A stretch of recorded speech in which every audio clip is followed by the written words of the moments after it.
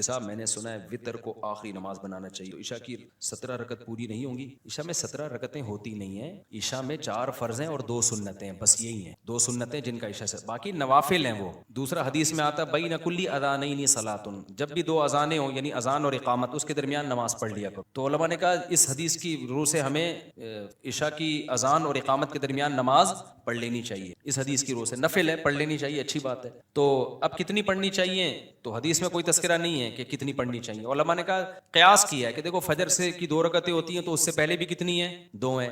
ظہر کی 4 رکعتیں ہوتی ہیں اس سے پہلے بھی کتنی ہیں, 4 ہیں. عصر سے پہلے بھی حدیث سے ثابت ہے 4 رکعتیں. تو اس سے پتہ چلتا ہے عشاء کی 4 ہیں تو احتیاطاً کتنی پڑھ لو, 4 پڑھ لو. لیکن یہ کوئی یہ سنت موقدہ نہیں ہے, نہیں بھی پڑھے تو بھی ٹھیک ہے. سنت موقدہ جو ہے نا وہ صرف عشاء کے بعد 2 سنتیں. اس کے بعد نوافل بھی وہ تو جتنے 2 پڑھو, 4 پڑھو, 10 پڑھو, نہیں بھی پڑھو تو بھی ٹھیک ہے, وہ ہر آدمی کی اپنی گریبی ہے. تو علماء نے کہا کم از کم 2 نفل پڑھ لو بہتر ہے. تو یہ نفل کے طور پر کہہ دیا انہوں نے, کوئی ایسا نہیں ہے. پھر وطر تو رات کی نماز ہے. وطر عشاء کے بعد اس لیے پڑھے جاتے ہیں کہ ایسا نہ ہو قضا ہو جائیں, کیونکہ وطر کے بارے میں بہت شدید وعیدیں ہیں حدیث میں, تو وطر چھوڑنے کی اجازت نہیں ہے.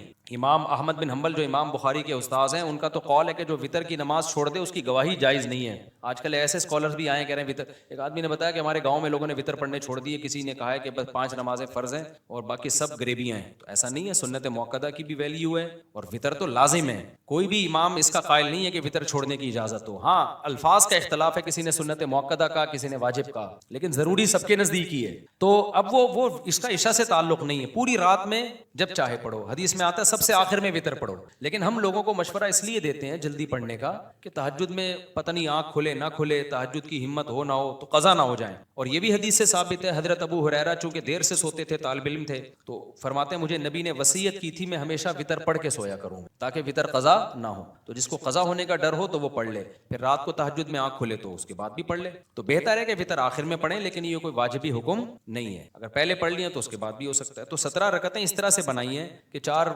پہلے, پھر 2 بعد میں, اور خود عشاء کی 4, تو 4 دونی 8 اور 2 6, پھر 3 وطر. اچھا پھر وہ 2 نفل اور پڑھ لیتے ہیں تو 8 ہو گئے, 3 وطر کتنے ہو گئے, 11 12 13 بن رہی ہیں ابھی, 17 تو نہیں بن رہی. 17 کہاں سے آ گیا, پھر 4 پہلے, پھر 4 فرض 8 9 10 11 12 13 14 15, ہاں پھر وطر کے بعد بھی 2 17. تو اس طرح سے تو یہ لازمی نہیں ہے. اصل جو عشاء کی رکعتیں ہیں صرف 6 رکعتیں, 4 فرض اور 2 سنت. تو ہلکی ہو گئی نا نماز بہت. اب بچوں کو جب 17 بتاتے ہو تو بے ہوش ہو جاتے ہیں. غیر مسلم نیا نیا مسلمان ہوا, آپ کے عشاء کی 17 رکعتیں ہیں, وہ کیا کہے گا, گیا کام سے یار, ایک عشاء ہی پڑھتا رہوں گا میں ساری دن. تو اس کو بتاؤ 4 فرض پڑھ لو اور 2 سنت موقدہ. اور یہ سنت موقدہ بھی کبھی تھکاوٹ زیادہ ہو, سفر ہو, تو اس میں بھی چھوڑ سکتے ہو. پھر صرف 4 فرض پڑھ لو اور 3 وطر پڑھ لو. وطر نہیں چھوڑ سکتے کسی قیمت پہ, سمجھتے ہو. تو یہ 2 سنت موقدہ اگر کبھی چھوڑ بھی دی جائے نا, کیونکہ سنت موقدہ کا مطلب عام معمول اس کا بنانا ٹھیک نہیں ہے, لیکن کبھی بہت زیادہ تھکاوٹ ہو رہی ہے یا کہیں سفر کرنا ہے, نکلنا ہے, جہاز نکلنے کا خطرہ ہے, ٹرین نہیں, تو چھوڑ دو 2 سنتیں, لیکن عام معمول نہیں بنانا چاہیے اس کا. ہوا و حرص والا دل بدل دے,